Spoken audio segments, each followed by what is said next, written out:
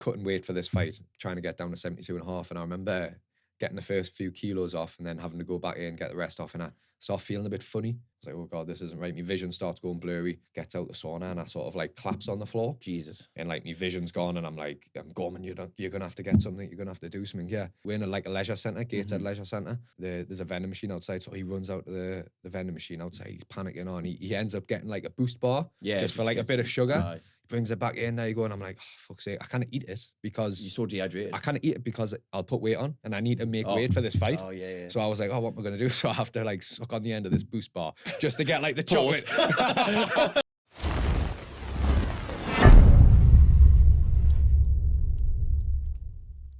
All right. There's Always Weight podcast. Yeah. Thanks for coming on, mate. Appreciate it. No bother at all. Mr. Harry Purvis, we've got on today. If you just want to tell the guys and gals who you are and a bit about yourself. Introduction. I'm Harry Purvis, obviously. Yeah. 24-year-old professional Muay Thai fighter from Newcastle. I've fought MMA, bit of boxing, obviously Muay Thai now. Yeah, so it's going well. Training out Northern Kings. Northern Kings gym, yeah, Scotty Road. God's land. Yeah, unreal. Got some good fighters there. Jack on last, didn't you? Yeah, Jack on last, yeah. So, we'll be discussing all the things that you've said before, you know, you fight in Thailand, boxing, you pro MMA, how you got in, etc. But we'll take it back before fighting. You just tell us about where you grew up. What school did you go to as well? Wickham. Yeah, Wickham School, yeah. I'm from Sunnyside though, live in Sunnyside, right. Wickham School, yeah. So, it was good going through school, but you know, I was overweight, so that's initially how I got into like MMA and fighting. All right. So yeah, I can't be the fat kid, man. Come on. It's shit, innit? So what was the first gym you went to? Oh God, that's a good question. First gym. It's actually a community centre. Right. It wasn't. It was like a group of like self-taught blokes. It was my dad's friend actually, and they were just like sort of self-taught and would go in like every Friday, right? And would just like spar basically. Really? So you can class it as a gym, but it was literally just a community centre. But that was where I actually started MMA. Right. Yeah, and that was pretty good, but it wasn't like a proper club. And I would go in and punch each other, and then after that, I remember thinking like, if I want to fight, like I'm gonna try and go and find like a proper club, like professional coaches and stuff like that. So from there, I remember I went to a gym in Gateshead, and I got some proper coaches. Tommy Quinn, you know Tommy. I know him. Yeah. He was my first coach. I went there, and I sort of went from there. That's where I had my first fight and stuff. But I basically had to lose all this weight because I was a big lad as a kid. How big were you? Over 100 kilos. Shut up. Yeah. I was over 100 kilos. I was a big lad. I was the fat kid in school, which was fucking shit. Do you know what it is? It seems to be a common theme between you and Jack. It's very similar. Yeah, Jack had the same thing. He was quite like overweight as a kid, so he didn't want that. No one wants that, do they? No, Jack. No offense, pal. We've had this conversation before, me and Jack. Anyway, it's quite funny. It's a common theme with fighters, though. Yeah, they're overweight. They want to do something. They find it like martial arts, like boxing, kickboxing, whatever it is.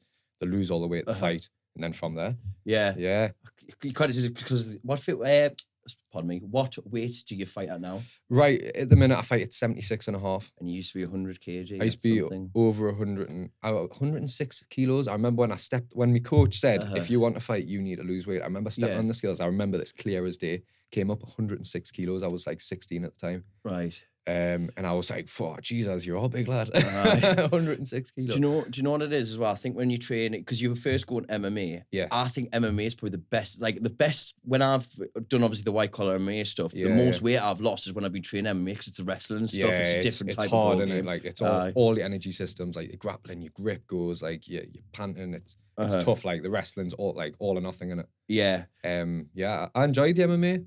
I did enjoy the MMA. I had a few fights, 2-2. I actually lost my first 2 MMA fights. Really? Yeah. So, I mean, I'll go through them.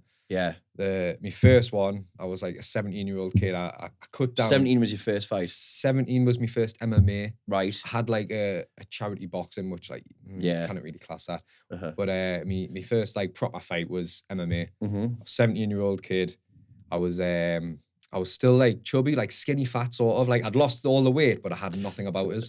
No muscle. Yeah. Like skinny, but like flabby. And I was fighting this 28-year-old Polish, like proper bloke. Yeah. And I was like, like he was like obviously a bloke. I'm a kid. It was in Morecambe actually. I remember I went with Tommy as well. That's a bit of a trek. Morecambe Bay, yeah, like just like it's where Tyson Fury's from, isn't yeah, it? It's Tyson Fury's from there. Shithole, like. No offense, anyone from Morecambe, bit of a shithole though. Oh, wait. They'll probably know it. Yeah. And I remember going to the weigh-in and I'm like, I'm buzzing. Obviously, it's my first fight. I'd wanted to do it for a while. You know, I'd trained like for a bit. I don't know, maybe say a year. Which I know isn't a long time in the grand scheme of things, but I was ready to have a fight more or less. And I got to the weigh-in and like, you know, dead excited. And then I look at the bloke and I'm like, oh fucking hell. He is, dude. He is a bloke. He wasn't too tall, but he was like, you know, when you look at an actual like a man. Yeah. And he was like, and obviously at the time I was a boy. Yeah. And I was like, oh God, he is. He's a bloke, like Polish as well. He had a mean look to him. Anyway, done the face off, dead intense. Tommy, me coach, I remember this clear as day as well. He was he's Irish. I'm not even going to try and do his accent because I'd fuck it up. But he was like, that was quite an intense stare down. Like, I hope you're ready, basically. I hope you're like ready to put it on him. I was like, okay, we'll see tomorrow. Anyway, it gets to fight day. End up fighting. I was really relaxed, probably too relaxed. So like, really, that's like, actually unusual. It's a bit weird, fight. Yeah. So like, I went in like actually too relaxed. I think. Yeah. Like I was like almost like a little bit like, it's just interesting, like hard sparring, which was weird. I thought that was weird anyway. But anyway, go in, fighting. I remember the first round, like I was doing well on the feet. Like I was all right. I wasn't bothered by the feet, but then he grabbed us and he like had us against the cage and he like had like a body lock. And I remember like just like not being able to do anything. I was like, this guy is just so strong. And I just couldn't like get him off us. Anyway, I think he ended up like from being on the cage, he was holding us, whatever. I think he ended up taking us down, holding us on the floor. And then anyway, like the next round came, and anyway, on the feet, I done pretty well, relatively like back and forward fight. But he would just hold us, and he was just way too strong for us. Yeah, I ended up losing that on a split decision. Oh, yeah. So I lost the first one, split decision, but like he was just way too strong, like held us down. Yeah. How did you feel after the first loss? Were you after the first loss? I remember exactly how I felt. It was I felt like obviously gutted that I lost, but happy that I'd started, but also like fucking hell, everyone's gonna think I'm shite. Yeah. Because I was like, obviously I was young, I was starting to me, I'm like, I'm having an MMA fight. I'm like, I'm getting into this. I'm really liking it. I'm training loads. So like you're telling everyone you're training, like all your friends come to watch you in Morecambe, it's quite far. Yeah. And then you get beaten, like, I'm like, oh God, everyone's gonna think that I'm rubbish at this now. Yeah. So just like it's sort of like it just lit another bit of, even though I was motivated anyway, it lit a fire in my stomach. I was like, I'm not having everyone think that I'm rubbish at this now. Like after I like sort of bigged myself up. So like from there, I got another fight. I think it was like, I don't know, like 5 or 6 weeks after. That was in Sunderland, that one on the show Rise and Conquer. Another Polish bloke. So knee look with the Polish. Anyway, another bloke, like short, stocky lad. He was strong as well. They must all just be strong, the Polish. And I got stopped in the first round. I got armbarred, which was really annoying. Like I trained really hard, but like sometimes like you can do as much training as you want. Sometimes it's just not your night sort of thing. So I lost that fight in the first round. That was rubbish. And again, I just remember thinking first two losses, like everyone's gonna think you're just like looking at you like you're stupid. Like I've got to go into school the next day and be like, I lost again. You know what I mean? It's like what were people's reaction? I know you had that impression, but what were mainly people's reaction? To be honest, mate, no one actually cares to them. Like that's the one thing. Cares. And like now I know this. Like it's a bit easier to take, but at the time when you're a kid, like 17, 18-year-old, you're like, oh my God, everyone's gonna care. Everyone's gonna think you're an idiot. Yeah. But really, like no one actually gives a fuck. Nah. But in my head, obviously, I really cared. Yeah, of course. And then after that, I can't remember the time frame, but like I had another fight. I ended up winning that one. Who was that against?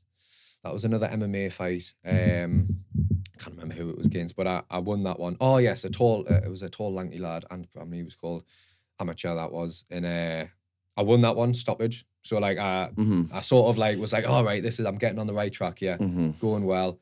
And then I had my pro debut MMA after only 3 fights, but I just got sort of chucked in, 4-ounce gloves, and I won that as well.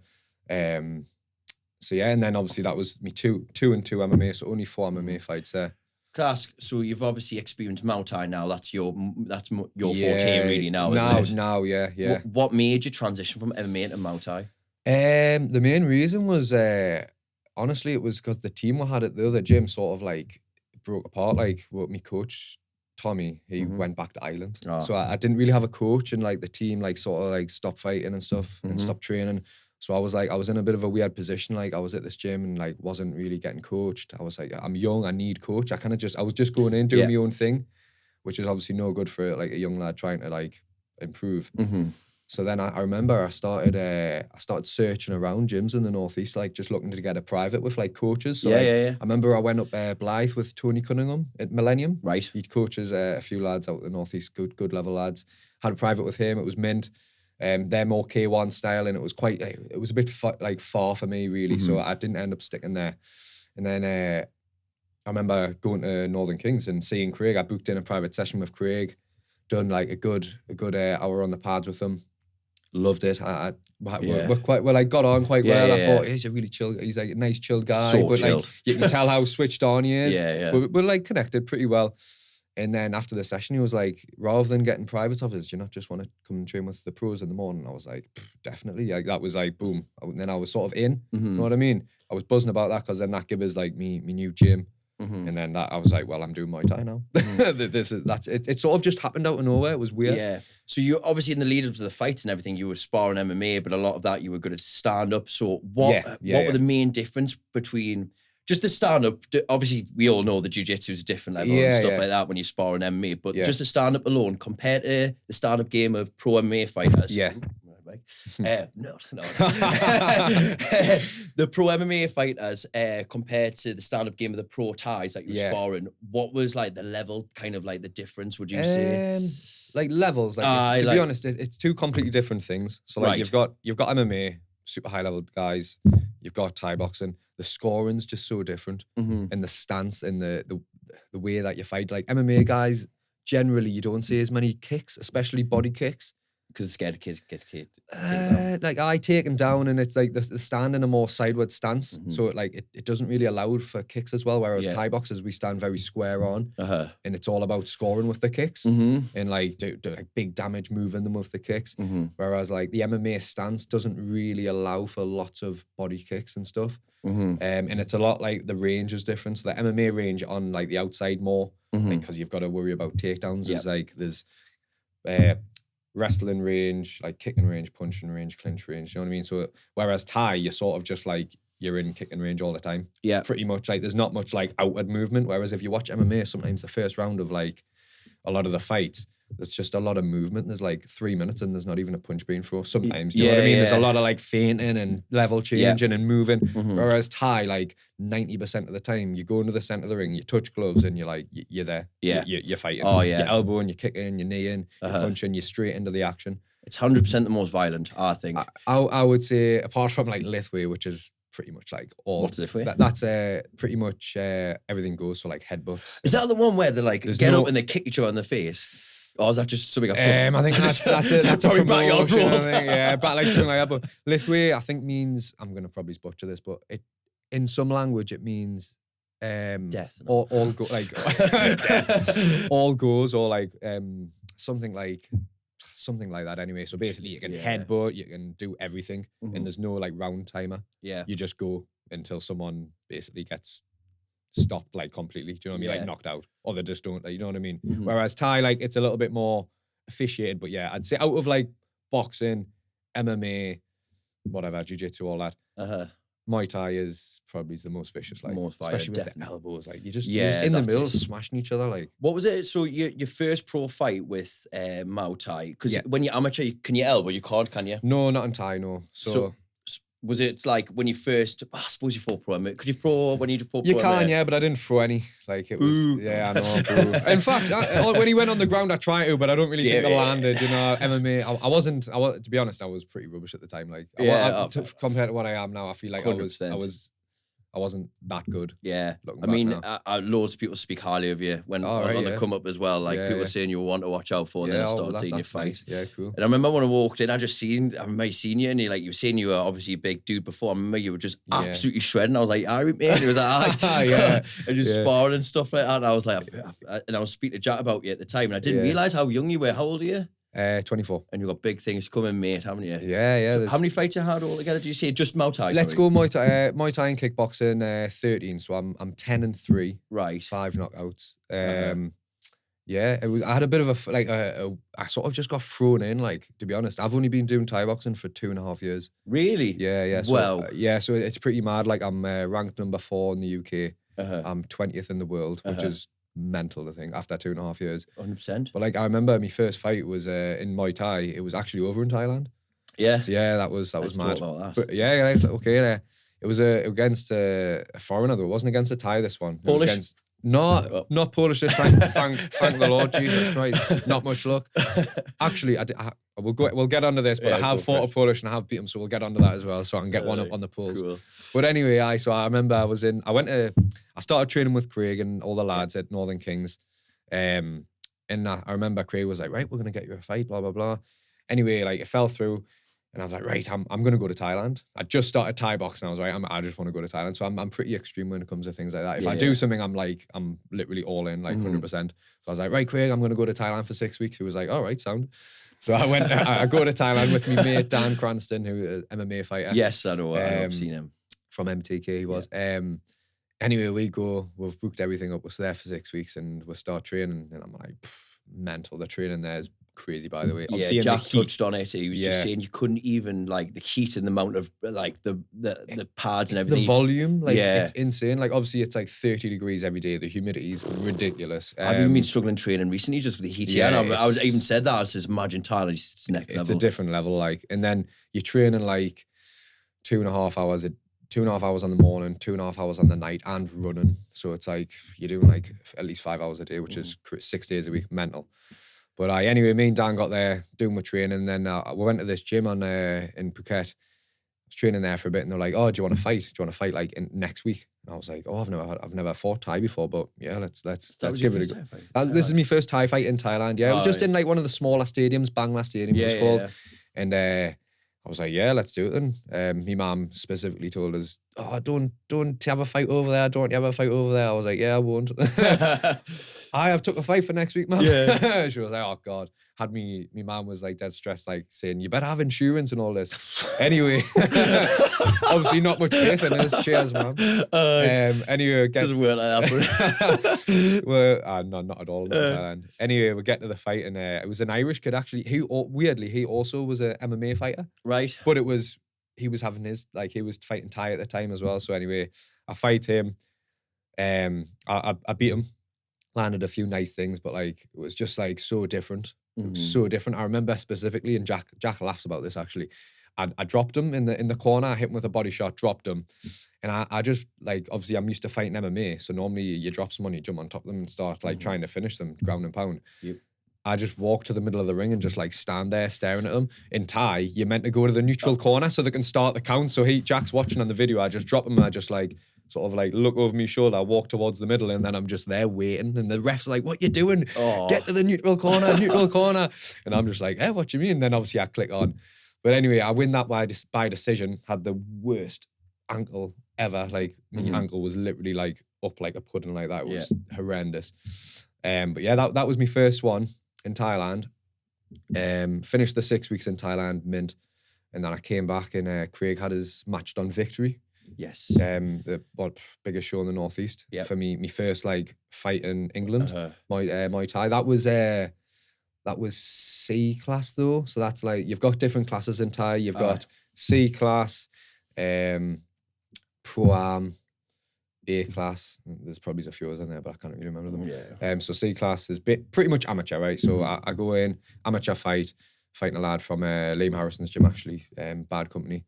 Have that fight. I remember I was actually ill the week before, like proper. Is this the one recently or the one? No, this is victory. This is my second fight. My first one in the UK. And he trained out Liam Harrison's gym? Yeah, it was another Bad Company lad. Yeah. Liam Harrison's gym. Good, he was called.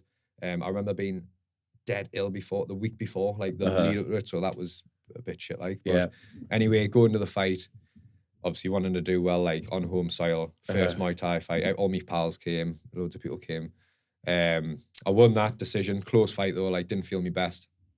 And then from after that one, Craig put us into a pro-am one. So that's like on like, so you could sort of call it semi-pro. It's like you have like elbow pads on, you can start elbowing. So it's the one before A class. Yeah. So I went from A class in Thailand, which is just standard. Yeah. C class in England, amateur. Third one, Pro-Am. I fought a lad in Liverpool, Aidan Forster. I stopped him in the 3rd or 4th round or something. It was a good fight, enjoyed it. And then after that one, Craig was like, well, we'll just send you an A-class pro. I was like, all right, straight, like 3 fights in, okay. And then he said, I went actually over to Thailand after that. Yeah. To fight in Lumpini Stadium. Is that the one with the reputation, the big one? It's like the most prestigious stadium in Thailand. So like for someone who'd only had like 3 Thai boxing bouts, amateur pretty much, I was going over there like pretty much out my depth. Like on paper, out my depth. Yeah, do you know what I mean? Like not much experience. Go over with. Is that the time but to be honest, when you do them fights, when you're out your depth, the cards are against you and you win, are them the most, they're the best one? No feeling like I love that. Yeah. I love when like you're not meant to win. Like on paper you're not meant to win, and you go in, you prove yourself. It's all about proving yourself, isn't it? Yeah. Yeah. Do you think, do the nerves get you more? Do you see when you sort of quote unquote the underdog? I like it. I like being the underdog. I like being the underdog. I think it makes us want to prove a point more. Yeah. Do you know what I mean? Like when you come off the back of the losses and everything. Yeah. Because I had that straight away, so I sort of knew what it was like to lose. I was like, right. I always had something to prove from there. Yeah. You know what I mean? Class. But yeah, so we went over to Thailand with a guy called Mac, a Thai bloke who lived in Newcastle, had a gym here. Joe Welsh, obviously one of our mine and Jack's training partners, and a couple of other lads. And he sorted us a fight on Fairtex Fight in Lumpini, which is like pretty decent standard. Like in this, the guy who I got matched with, a Thai bloke, he had about like 70 odd fights. So, and at the time I had like 3 Muay Thai fights. So I was like, oh shit, that's interesting. But we actually had to lie about how many fights I had to get that fight. So I had to say I had like 20 odd fights just to sort of get that. Yeah. Anyway, go in that. Was obviously a bit nervous. Not like it's completely normal to be nervous. How do you conquer the nerves? Conquer. You don't conquer it. You use it. You harness it. You use it. Yeah. Yeah. You've got to. You cannot get over it. You're going to be nervous. It's impossible. Everyone's nervous. And anyone who says they're not nervous before going in to fight another bloke is talking shit. Yeah. I think it's that saying. What's that Teddy Atlas saying where he says about fire, and he said you can either use it to burn you or heat you. Yeah, and you've got exactly that. You've got to. He says it a lot more. A little bit more like fluid. But like, you've got to like obviously identify it. You're nervous. Yeah, that's fine. Yeah, it's normal to be nervous, but then you've got to just use it in the correct way. Don't let it consume you. Yeah, and just like use it correctly. Yeah, so like I was nervous, but like I'm not too bad. Like I'm not like, oh God, I'm dead scared. It's not about being scared, but you just want to do well, don't you? Healthy fear, though. Yeah, it's definitely, you need it. Like, you need it. If you don't have it, then you're not going to be, like, reactive or anything. You're not going to be, like, on high alert. Kind of like your first fight, as you said. Yeah. I was a bit too relaxed in that one, like. But and then anyway, I stopped this Thai in the first round, which is, like, wasn't really, like, expected, really. I remember in the lead up to the fight, Mac, the Thai bloke who was training with, he was going, Harry, you're a big lad, in his Thai accent. You're 76 kilo. You no power. And I'm like in the gym hitting the bag thinking, what? I must be shit here. And he's just rinsing us all week before the fight. And I'm like, like, am I rubbish? Like, what's going on? And then I end up fighting. I end up stopping the Thai in the first round. And then like, I think he was sort of doing it to like. How'd you stop him? I hit him with a low kick, which fucked him. It was like a calf kick. It just like turned his leg off. And then after that, he was hobbling around, and I like leapt in with a hook, dropped him, and then I sort of just like finished him with hands. Yeah. But then he actually got like took off in a wheelchair because his leg was like done. I think I got one kick on his calf. It just shut his leg off. Like it was pretty cool. Like I remember people back home were watching it on like YouTube and stuff because it was like live on YouTube.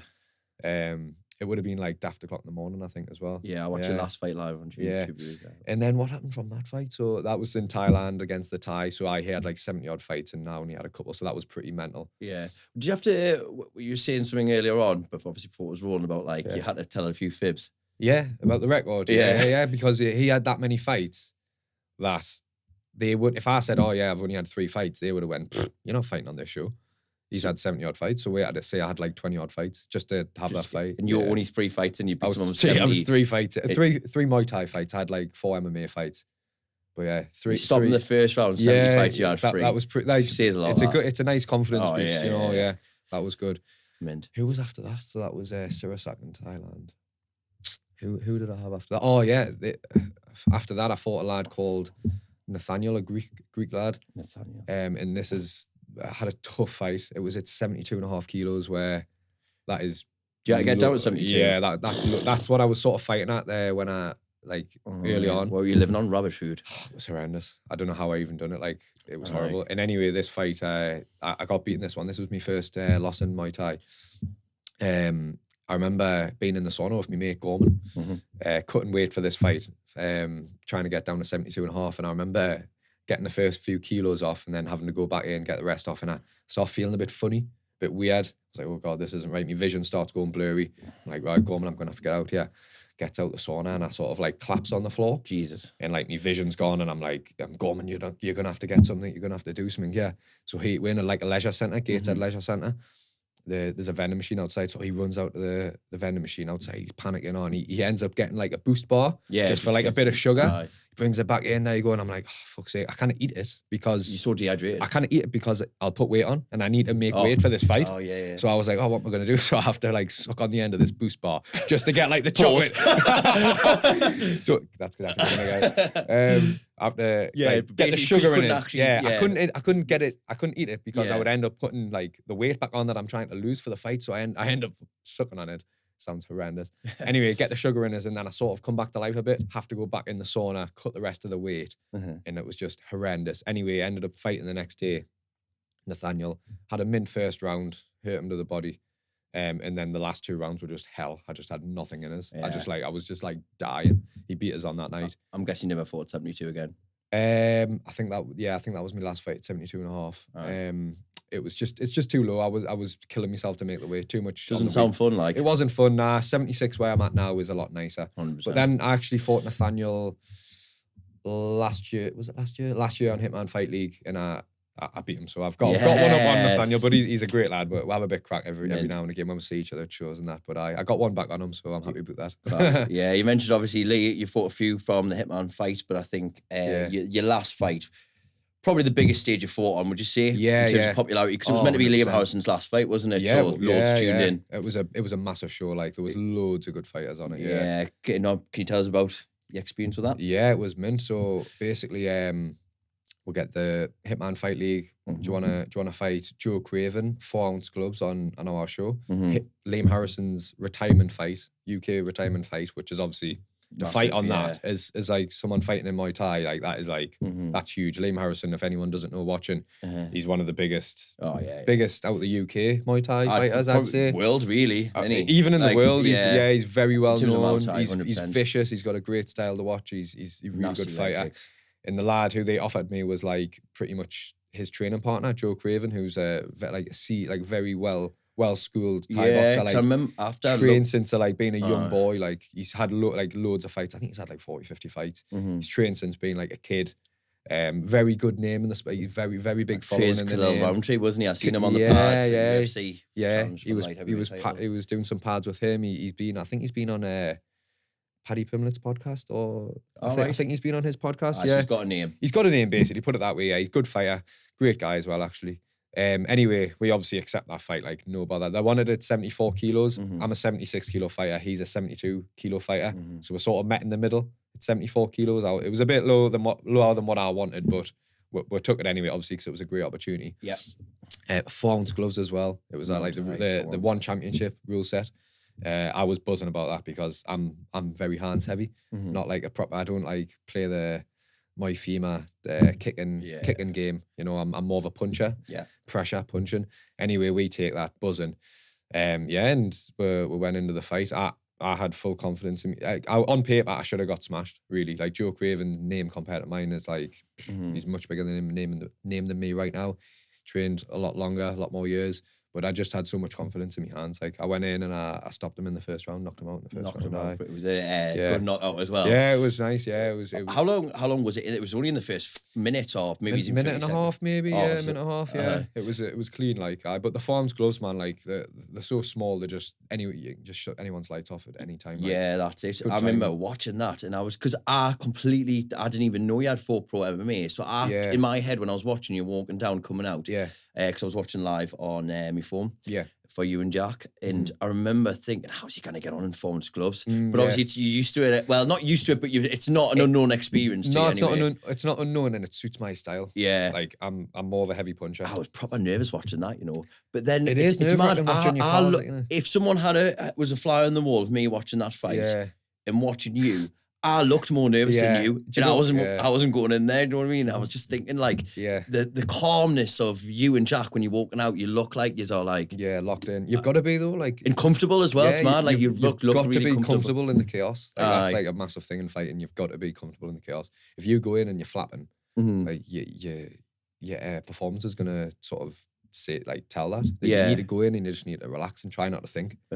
But that was a mint night. Obviously, I got the win, Jack got the win, and in a war. Night. Jack was in a war, which was mint. I remember I fought after Liam Harrison had fought, mint. Obviously, with that.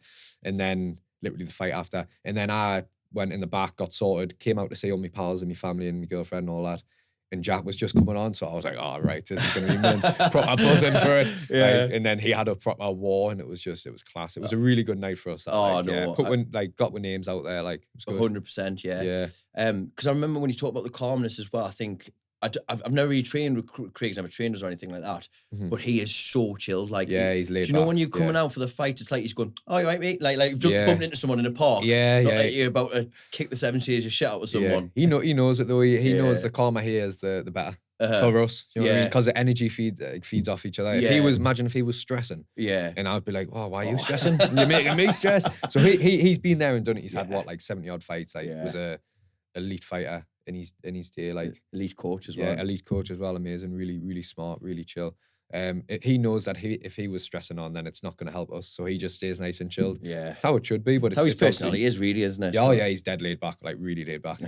Anymore, he'd be horizontal. Like literally, yeah. It was midnight. Like for you, it was class seeing you both do well, because obviously you want your pals to do well. Yeah, it's mint, man. Innit? Yeah, that was my last fight. So when it turns to a hobby, and then it turns to a career, when did the lights come on for you to think, this is what I want to do?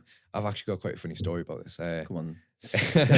I remember I just started training, hadn't had a fight yet, by the way, so I don't know how I had the audacity to say this. I was driving home from school with my mum in the car, and we're sort of like, I was leaving school, like you need to get a job, basically. My mum was like, "Oh, so what are you going to do? Are you got any ideas what you want to do for a career and stuff?" And I was like, I think I'm just going to fight, you know. And you hadn't even had to fight yet. My mum looked at us and I think she stopped the car actually, and she was like, "What?" And I was like, I think I'm just gonna fight. You know, I've been doing MMA. I think I'm just gonna try and do that. And she was like looking at us like stupid, obviously. She was like, "No, you're not. You're gonna go and get an apprenticeship, blah blah blah." So I was like, obviously at the time I was like, she's probably right. Like, I should probably try and get an apprenticeship. So anyway, I had that idea went out my head, and I got an apprenticeship, and I'd done that for 3 years. I was a plant mechanic, so I was fixing diggers, dumpers, rollers, and all that, like on construction site. Done that, didn't like it. It was crap. And then from there, that's when I started going to work in the gym, and I sort of started PTing, and I started fighting, and then it sort of all went from there. But my mom laughs about this now, because I actually said that before I even had a fight. I was like, I'm just going to be a fighter. So blasé, as if it was nothing. She was like, "What is he on about? He hasn't even had a fight. What's he talking about?" I thought it was quite funny. But now she says, I feel sorry for saying that. But in a way, she had every right to be like, "What you talking about? You need to go and get a trade." That's what's drilled in, and get a trade. People don't believe it, they'll see it. It's got to start within a belief, hasn't it? No, yeah, I don't even know why I even thought it, to be honest. I had no reason to even think I could do that.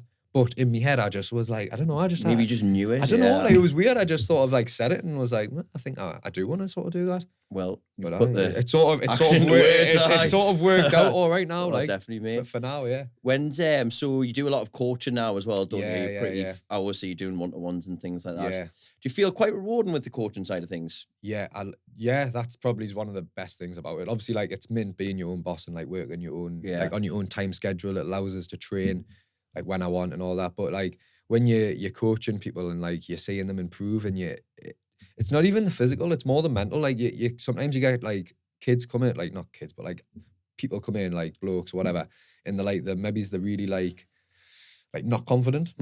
And you sort of train them, and each week you see them the confidence, obviously they're getting fitter, but then the confidence is growing as well, and they're sort of coming out the shell, and you're like, I'm looking at that and I'm thinking, wow, that's like mint. Like when I was young, like obviously you might not be very confident. But when I started doing it, I started getting more confidence. So when I can help people do that as well, it does make you feel like proper rewarding as well. Yeah. That's with the Muay Thai coaching anyway. But I also do like an online fat loss group as well. Yeah, that'll obviously get people confident when they get in shape. Yeah. So that's mint. Like that brings us like loads of satisfaction, because obviously being an overweight kid, I sort of know how they feel. Like if you're carrying a bit too much weight, and what it means to lose the weight, it can it literally can change your life. Yeah. It did for me. So like when people are losing weight in this group every week, I'm like, I'm proper buzzing. Like I'm like proper happy for them. Do you know what I mean? Because I know what it means to them. Yeah, exactly. It's probably what's motivated you to do it. And well, I know because you've been there yourself. 100%. Like obviously it's how I get paid as well. So there's money motivation, obviously.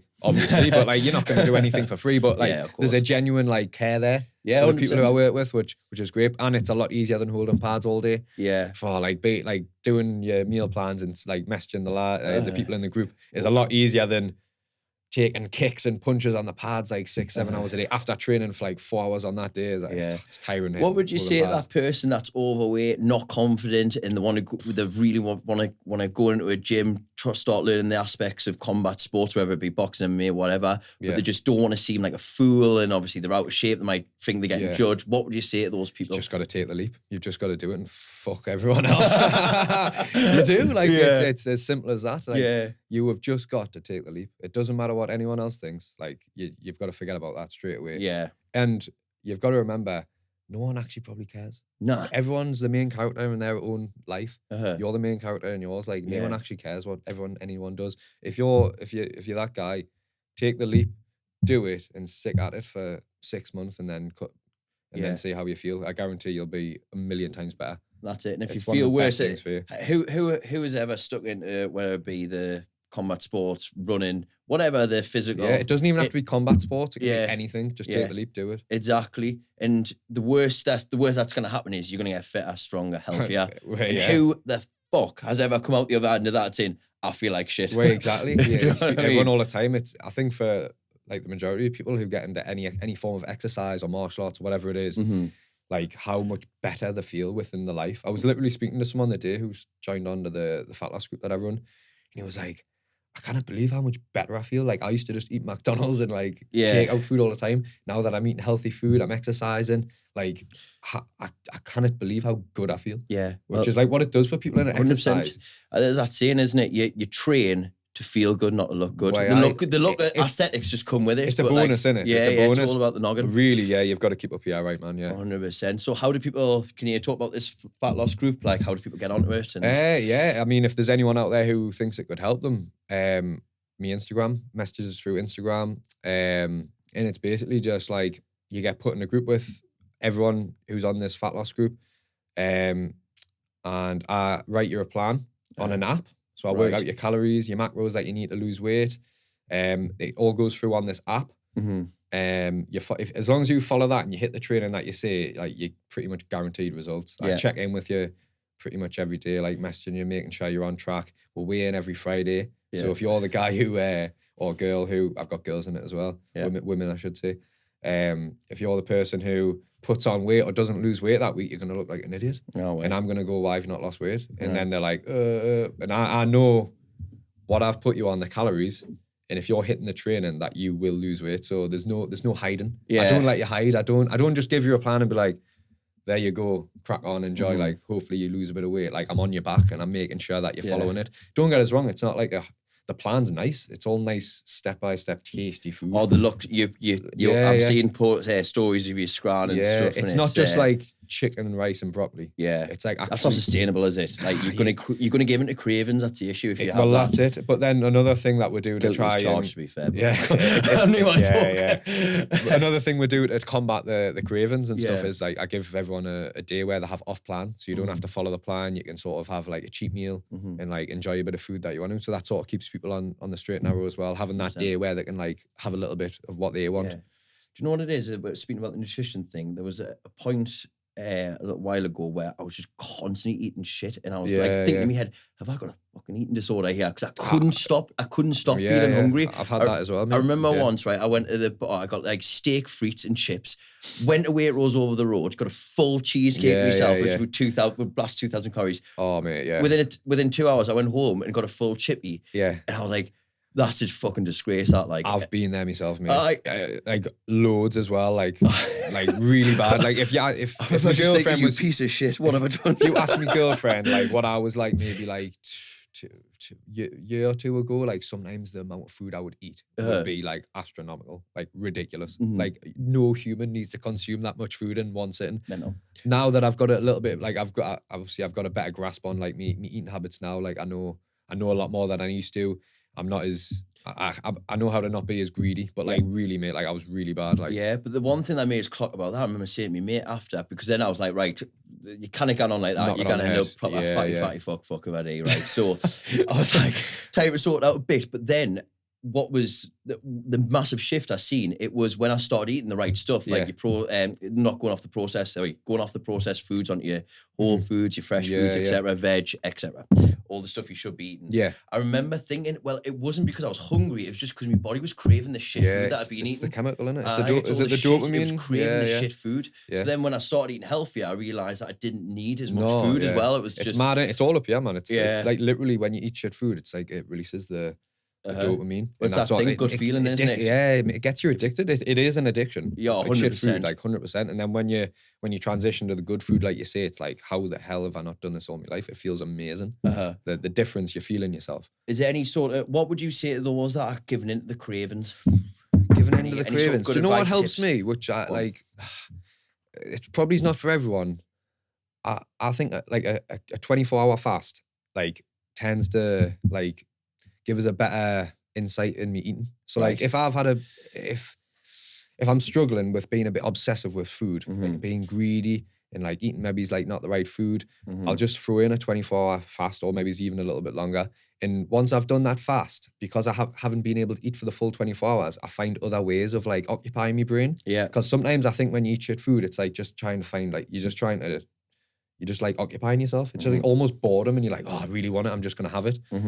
Whereas the 24-hour fast, I don't know, it makes you like sort of like find other ways. So when you do it, you're a little bit less bothered about eating all the time. So like, you do it and then like you go back to a normal eating schedule and there's less like obsession over that shit food. That sort of helps me, to be fair. Like especially when you're going into obviously the competition level that you're fighting now is elite. Like, let's be honest. You need all the inches you can get. So I'm guessing diet is a big part of what you're doing now. I'm pretty much always on a diet. Obviously, I don't get us wrong. I enjoy me weekends. I'll go and have a takeaway or go and eat out or whatever. It's my girlfriend's birthday next week. I'm obviously going to have some food. I'll have some cake. Like I'm not a robot. I love food. Came back from Ibiza recently, didn't you? I went to Ibiza. That was amazing. That was amazing. Our first time there in really class. Obviously was drinking. Like I'm not a bad time there. Yeah, I'm not a robot. Like I still enjoy my life, but I'm just, I know when I can and when I can't. Moderation. Yeah, it's all moderate. It's all balance. You kind of like, you can just like never eat shit food and never drink, but if you want to, and it's gonna like sacrifice feeling happy. Not that it like makes us happy if I drink. I'm not really a big drinker anyway, but you know what I mean? Like you've got to just find the balance. You don't have to be completely sober. You don't have to be like completely, it's not about being perfect. It's about being consistent is what I'm trying to say. Don't have to be perfect. You know what I mean? And I think as well, actually, do you know when you do sort of having, if you eat more of the good stuff, you're going to appreciate the times when you can be 100%. Gives it like a beat. You obviously, you couldn't be going to Ibiza every few months because you're fighting and stuff. Do you know what I mean? No. So when you do go, you're like, nice to let me hair down. I'm sure you're going to appreciate it more than like the average person that goes exactly there and that. A lot. Like the reason I actually went to Ibiza is my mates were all going. It's hard for me to book holidays with my mates because I don't know what my fight schedule is. So they've had this booked for like over a year. I obviously wasn't booked on. I had a fight the 2 days before they were going, but I actually had a pull out. So he pulled out the week before. I was meant to fight a Spanish kid back in June the 28th it was. They were going in like July the 1st. He pulled out and I was like, oh, fuck's sake, pulled out. Oh. Anyway, my mates were like, well, why don't you come to Ibiza? We're going. I was like, oh, that's an all right shout. Got some good mates there. Yeah, they were like, come to Ibiza. And anyway, I ended up booking on like the last minute. And I'm so buzzing I did, because I was a bit like, shall I do it? Shall I not? Am I going to like put myself back? Mm-hmm. But really like, yeah, I had a few drinks, had some food, but like, I really enjoyed myself. Right. And it gives a good time. So it was nice to be with the mates. Sort of resetting it. Yeah, because I don't, like with being a fighter, sometimes you've got to miss out on a lot of social events through because you're fighting. Yeah. You know what I mean? So you're at home or you're training, you're recovering. So it was nice to just have that. I was there for 5 nights. So it was a long time. It was nice to have that like reset. Probably enough when you go flat. Like. Yeah, it was late nights, like late nights. Yeah. For me, I would have rather done more day events, but we've done like night event every night. Which clubs you go to? We're done Amnesia. Yeah. Pasha twice. Yeah. Universe twice. Haven't been to Universe. Universe was massive. Aye. Mental. I haven't been. I done one night there sober, actually completely sober. Did you? Yeah. I've went sober now, so obviously Oh, you completely sober? Yeah. So like, mate, you could do it sober, like 100%.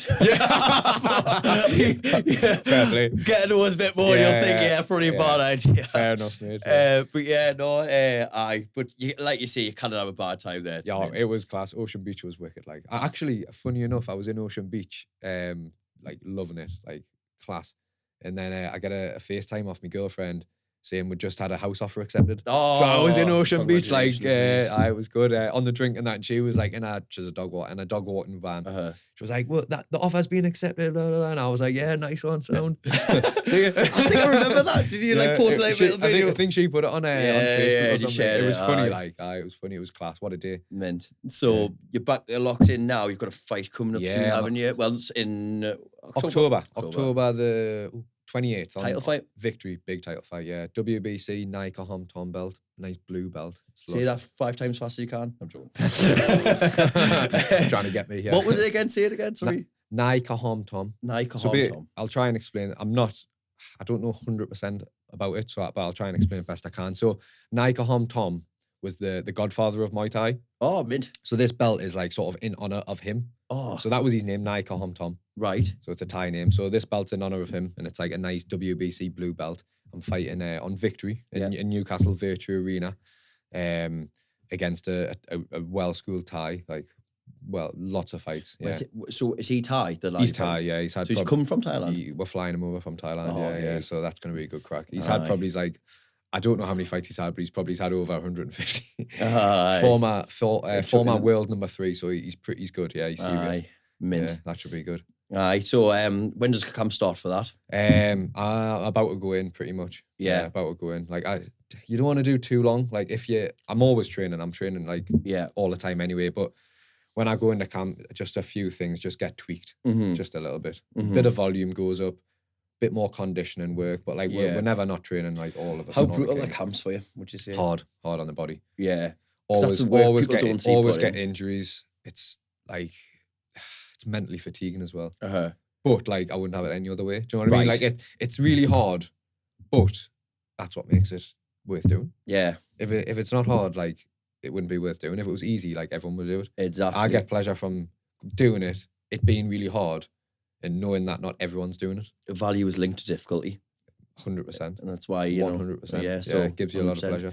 But is there any times you're questioning yourself? All the time. Really? I literally, in fact, what day is it? Saturday. Yesterday, I was sparring with a lad called Jack Cooper. Really good. Like, used to live in Thailand as a kid. Absolutely amazing. Like, his IQ is just ridiculous. And I was sparring him and he just made us look stupid. Yeah. And I'm like, what am I doing here? But like, yeah, you have good days, you have bad days. It's all part of it. Like, everyone knows this. What does it take, in your opinion, to make a good fighter? Like, attributes, mentality, what would you say are some of the key attributes? Key attributes. Well, you've got to be resilient. You've got to be dedicated. Ego, fuck your ego off. Because that doesn't help. You've got to be like, you know, on a level. You don't want to think that you need to be confident, but you don't want to be like arrogant. Do you know what I mean? You have to believe in yourself, but you don't want to be like that guy who's like thinks he's the king of the world sort of thing. You know what I mean? But like you need the two main ones is you need to be dedicated, you need to be resilient, And the third one is you need to have heart. If you don't have heart, you're fucked. Yeah. You know what I mean? When it's getting hard, when you're in the fifth round of a fight, you broke your nose, you've got like 5 cuts on your face, you're getting chinned, you've been knee to the body, you're dying, and you've got to be able to be like, well, we're in the fight still here, we're still here. And that's the stuff. Would you say that's the stuff you can or can't teach? Completely honest with you, I actually don't know. Yeah, that's I wouldn't even be able to answer that. I don't know. I'm not even that. I'm still pretty young. Like, maybe I'll be able to answer that in like 20 years' time. Maybe ask Craig when he comes on. Like, when Craig comes on, you ask him that, because right now I wouldn't be able. I don't know. Can you teach it, or are you born with it? It's a good question. I don't know. Yeah, fair enough. To be honest, I don't know about that one. Is it so? There are times you question yourself. Yeah. Do you just think it's part of the process? How do you overcome that? You've just got to remember, like, everyone gets these thoughts. Like, sometimes you go in, you have a bad day. Like, you're a bit tired, you're fatigued off the week of training. So you've just got to sort of remind yourself, like, trust the process. It's all a process, and you've just got to keep stacking the days. I know it's very cliche, like fucking turn up and all this shit, but like, it's true.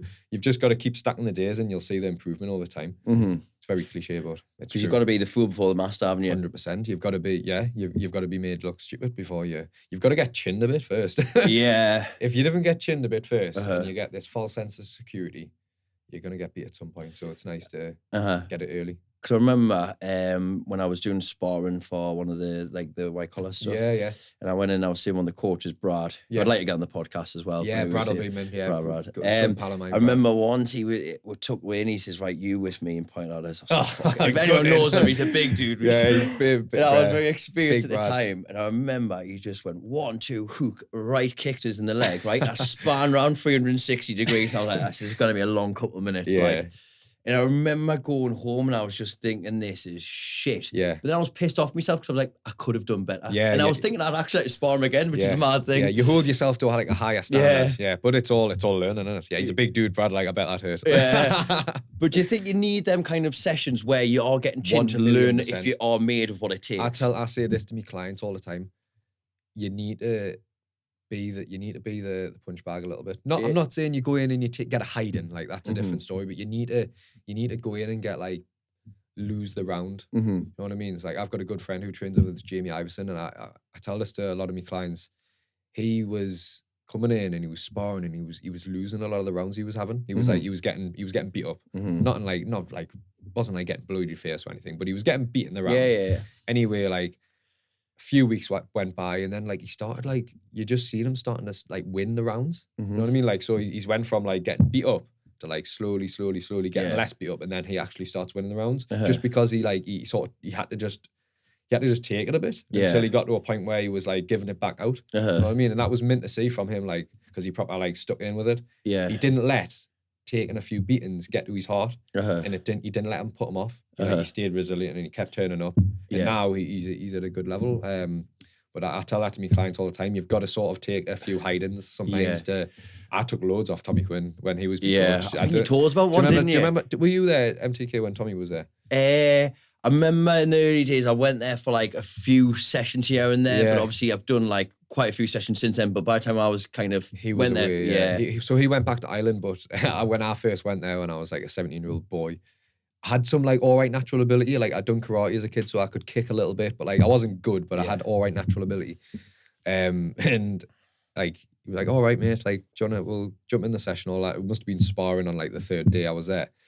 And I was sparring from him, and I remember like just hitting with a few shots, and then like him thinking, everything, and then just fucking like chinning us, but like in not like in a horrible way, not in like a malicious way, in like a like sort of trying to teach us way. Didn't feel like it at the time. Left there with a few sore legs, like Jesus Christ, low kick. Anyway, and then like basically I just took a lot of hidings off him, and I think that part of that, getting like hidings off Tommy, like sort of like built like this resilience in us. Like that just makes us sort of like a bit tougher. Yeah. Do you know what I mean? I'm not saying go and get someone to punch your face in to make you resilient, but like if you have resilient issues and you don't really like doing hard things, try MMA or Muay Thai or boxing, and you'll build some toughness. Have you sort of quite a few surprises over the years in people where you thought, this kid hasn't got what it takes, or I don't think he has, and then they've ended up winning, or have you seen a few of them? Yeah, where like you sort of underestimate someone and then they're like, whoa, you've actually done pretty well there. Yeah. There's been a couple, yeah.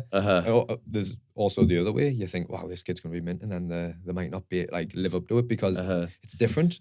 Being good in the gym is very different to being good in a fight. You've got to be able to manage your emotions, and you've got to be able to deal with the nerves, which is a massive thing for a lot of people. And you've got to be able to just be in the moment and not let anything outside like distract you. Yeah. So yeah. You shared a video recently. It was Craig in the corner. What was going on with that fight? That was funny. Yeah. So I was fighting in Banbury. I think it's just outside Oxford. One of my earlier fights. A class it was though, against a lad called George Lynch. Good fighter, super tall. Anyway, this video I put on, it was about a 10-15 second clip, and it's right at the end of the fight. It was a pretty close fight. Like I dropped him in the earlier rounds. I was probably edging it anyway, and it was in the last round. It was in the last 10 seconds, and I hit him with a spinning elbow, and I just like dropped him. Didn't knock him out completely, but I dropped him, and he was on the floor. Didn't know what was going on, and it was like a relatively close fight. So it was like Craig was a bit like, oh God, who's going to win? And that sort of sealed the deal. That like last knockdown, like it completely sealed the deal.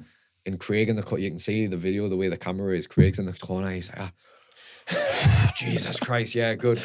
Like, must have been a stressful night for Craig. That, like, because like I know when especially in my earlier fights. I mean, I'm still not great at it now, but Craig would be shouting stuff at us like, "You do this, do that," and like sometimes in my head it just doesn't like register quick enough. I don't know. I'm not the best. Sometimes I'm not the best listener in fights. Like you might shout something and I might just not do it straight away. Whereas other people would hear it and just do it. Sometimes I like overanalyze it and stuff. Like he'd be shouting stuff and like I might be like not be doing it and he's getting frustrated in the corner and I'm like, oh, sorry, Craig. What's been your favourite fight? Do you know what? Oh yeah, I've got Joe Craven. When I beat Joe Craven, that was mint. But there was one. I went to Jersey. With literally just me and Craig. It was class. Went to Jersey, flew over. I was fighting a lad called Rory. He was Scottish, but he lived in Jersey like most of his life. And I remember being there, and I was the main event, and he walked out. The full room literally erupted because it was his hometown like erupted. It was like chock-a-block. And then I'm like, right, okay. I walked out and like nothing. It was just me and Craig. I didn't sell any tickets because it was in Jersey. Like it was away from home. And and then I go in and I pretty much dominated him the full fight, chinned him. And like I was just like, no one knew who I was. They were all there for their like hometown kid. Yeah. And I just came in and I just completely ruined the party. And I just loved it. I love going to people's hometowns and just like ruining the party. I don't know what it is. It sounds horrible. I'm actually canny sound, but like there's something about that I just love. And then a funny story about that. I was elbowing him to fuck. I cut him like 3 times. He was fucked up.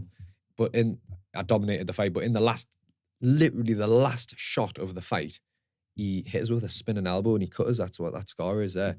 So he sliced us open on the last shot of the fight. The bell goes. I'm like, fuck's sake, I'm cut. But that full fight was like, Harry, don't get cut because you've got to fight in 4 weeks. I was fighting Joe Johnson in 4 weeks, K1. It was like, try not to get cut, blah, blah, blah. And like literally the last second of that fight, he's spinning elbows us and cuts us. But after, we'll go back in the back room. I won. We're both like getting seen to anyway. He gets taken away. And they're trying to like decide if I needed stitches or not. So like they were deciding, and then they ended up being like, yeah, you're gonna have to go to hospital and get stitched up. Anyway, I goes out, gets sorted, goes out to the ambulance, get in the ambulance. He's already in the ambulance, so we're like so we're getting taken to this hospital together, both like cut up off each other to get stitched up. Get to the hospital. His mom turns up with a bag full of like goodies for him, and like we're having a bit crack on. She's like, do you want us to get you any food in that? It was like dead nice in that. And anyway, we both get stitched up, and she actually like waited for me to get stitched up, and she was like, I'm gonna drop you off at your hotel and that. And I was like, it was pretty nice to like, I've just fought a son, we've just cut each other up, punched each other all over, and then like we're having a bit crack on like it's normal, and his mom's like taking us back to my hotel and that, and it's like, it's just like so like respectful. Like, it's respectful, you fight, you punch each other all over, and like after you have a bit crack about it, it's funny. I still a lot of the people that I fight, I still like. I have conversations with. If I see them at fight shows, I'll message it like online and stuff. They'll be liking me stuff. I'll like their stuff, and like we'll have a bit crack on that. It's dead respectful. Like it's good. Is there anyone you've disliked after and you thought he was a cock? I'm glad I chinned him or had a fight with him. I've been glad to chin people, but like not in a way because I don't like them. Right, it's never been any I'm happy to chin everyone who I chin, obviously because it's a fight. Whoa, do you know what I mean? Though, like everyone you beat, you're obviously happy you've beat them and you want to do as much damage as possible. But that doesn't mean I'm not going to be soundy after. Yeah, we all want the same thing. We're all there for the same reason. At the end of the day, we just want to better ourselves and get to a point where we're at a good level, and everyone knows this. So that's why in Muay Thai, there's not much like. You don't like, there's not much like shit talking and like, you're not like staring each other out. You're like, you'll have a bit crack before the fight and that. You're like, if at the weigh-ins, I'll always like, obviously if they're gonna like reciprocate it, I'll have a bit crack with them and like, be like, just like normal crack. Like, is it like we're having now? Like just friendly crack. But then obviously when the bell goes, it's a complete different story. You just want to kill each other. What's your mentality when you're in the ring? Like what can you kind of explain the process, what's going on in your head? I try and think like I'm just doing my job. I say it's no emotion almost. No emotion at all. Don't go with it. I try not to have any emotion. Obviously, you've got to get yourself to a point where you're like fired up a little bit, but like I'm just going in and doing what I do. Yeah. And I try and just like that's it. Like don't think about anything else. Don't think about any emotions. Go in there, switch on, be focused, and whatever happened will happen. Yeah. Someone going into the first fight, what's your best advice? Going into the first fight, you've got to just go in and don't expect win a lot. Like obviously, I do actually believe in like visualization and like manifestation, all that stuff. So I'd say visualize winning, obviously, but don't be afraid to lose. Yeah, like you'll probably learn more with losing than you would winning. Yeah, you know what I mean. So like, I'd go in and just don't put too much pressure on yourself. Go and have a bit of fun. You say no one gives a fuck. Who gives a fuck? I lost my first 2 fights and I'm doing all right now. So like, don't let it put you off. Like, go in and just enjoy yourself. If you lose, you lose. Go and try again. If you lose again, try again. If you lose again, try again. Yeah, that's what Jack. And if you lose again, maybe it's not for you. But no, I'm joking. Keep trying. If you're enjoying it, if you enjoy it, don't let anything put you off. That's good. As long as you're not taking too much damage. Obviously, obviously, I'm not saying go and get punched all over every time. But if you're enjoying it, no one gives a fuck. And your health's still intact. Yeah, obviously, yeah. Does that ever worry you? Yeah, sometimes I think like, is this actually gonna like fuck me up? Like, am I gonna be like have CT and all that shit? But then I'm like, no. I'd rather do this than like, no disrespect to anyone in construction or office workers or anything, but I'd rather do this than anything else. Yeah, and whatever you do, you're gonna end up with problems. If I was just sitting in an office all day like this, I'd be fucked because I wouldn't be moving enough. I'm fighting, so I'm going to be fucked because of that. Whatever you do, you're going to have problems. So you may as well do something that you're enjoying, that you find purpose from. That's what it's all about. It is, isn't it? That's a good way of putting a purpose. Yeah. I think that's the thing with fighters. Like, do you ever worry that? So it's not a forever thing. No, definitely not. So do you ever worry that you hear these fighters when they get like depression and stuff because it's all over? And do you ever worry about that? Yeah, to be honest, mate, it has came in my mind. Like, I'll be absolutely gutted when I have to retire because I've always been into sports. I've always wanted to like be sporty, and like you lose that like competitiveness and the competition, and you might turn to other things. Like some people turn to alcohol and drugs. I might turn to food and become a massive again. So I don't know. Yeah, I probably once I retire, hopefully a long time yet. Yeah, I need something else to put my mind towards, and I think that'll probably be like the nutrition side of it, like trying to help people lose weight or teaching people Muay Thai. I need a focus. I always need a focus. Yeah, I always like to have something to put me mind to. With coaching, is it with your client base? Have you noticed it's more just word of mouth, or is it because when you've started leveling up in the competition, you win in fights? Both, to be honest, mate. Like obviously, when you're winning these big fights, like, and if you're knocking people out, people love to say knockout. You get people off that, but word of mouth, mate. Like you get loads of people. I got me cousin trains with you, and I want to give it a go. Or like, I don't know, like my friend, it says he's really been enjoying the Muay Thai, so I want to come and try it out. I'd say word of mouth, like, probably is one of the best. Yeah.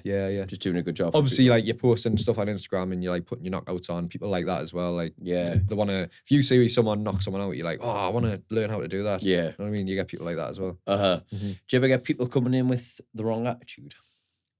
All the time, but like not me, like not to me personally. I think that a lot of people like who I get, have got good attitudes. I think I've probably just been quite lucky. Right. But like I see people coming to gyms with terrible attitudes. Yeah. like just horrendous. And like just thinking that we're gonna be the Billy Bill bollocks. Yeah, sort of.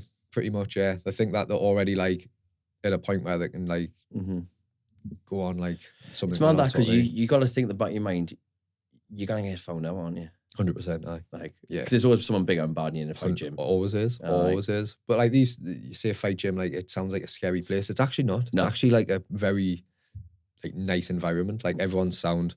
You come into the gym, like I'm a coach there, like I'll greet you, I'll be like obviously super nice to you, make you feel welcome. People have this misconception, like you're going to go into the gym and like it's going to be a scary place. People are like eyeing you up and like they're going to chin you and sparring. Like it's not like that.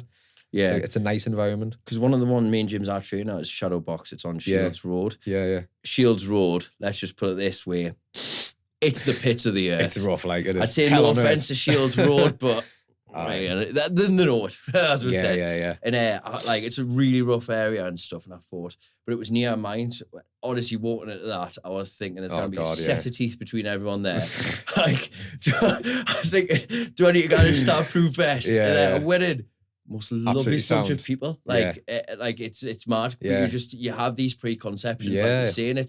I think it's because that's what fighting does for people, doesn't it? Well, fighting to everyone is just like if you say what's fighting to someone, they say, it's just like a rogue. It's like a rogue fucking sport. Like people don't like appreciate it for like an actual art. You know what I mean? Like it's there's a lot more to it than just going in and fighting.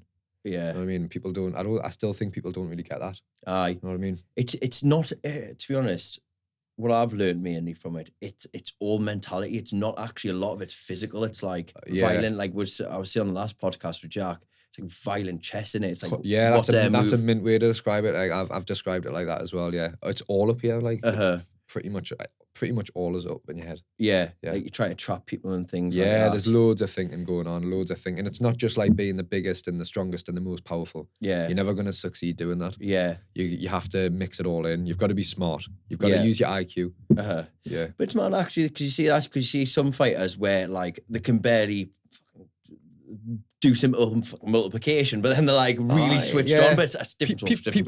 People are smart in different ways, aren't they? Like because someone's good at maths doesn't mean they're going to be amazing at like language. You know what I mean? Like people have different brains. Yeah, because you look like the Diaz brothers and they can barely string a sentence together, but they do all right for themselves. Fighters, I think it's mint. But with your coaching side of things as well, obviously you do cornering, like you mentioned before, you corner fighters. Yeah, I've heard this quite a bit. Do you ever feel more nervous cornering someone than what you do fighting? Every time. Yeah. But that no one ever says different. When my mate Gorman, he does unlicensed boxing, and every time I corner him, I'm like nervous as hell. But when I fight, I'm actually pretty relaxed. Yeah. But like it's hard, and I know he's going to be in a hard fight. He likes to get in there and have a war, so it's always tough to watch. And I like leave it off on this question: what's the most important thing fighting combat sports is taught you? Ooh, that is a good question. That it's literally forged who I am today. But and there's so many that I could say. But if I was to narrow it down to one thing, it would be to never shy away from doing hard things or challenge, because that's where you find the most happiness and pleasure. I'd say don't shy away from hard things. Class. Yeah. Harry, mate, be a pleasure. Thank you very much. Mate. Thank you for having us on, pal. Cheers. Thank you. Cheers, pal.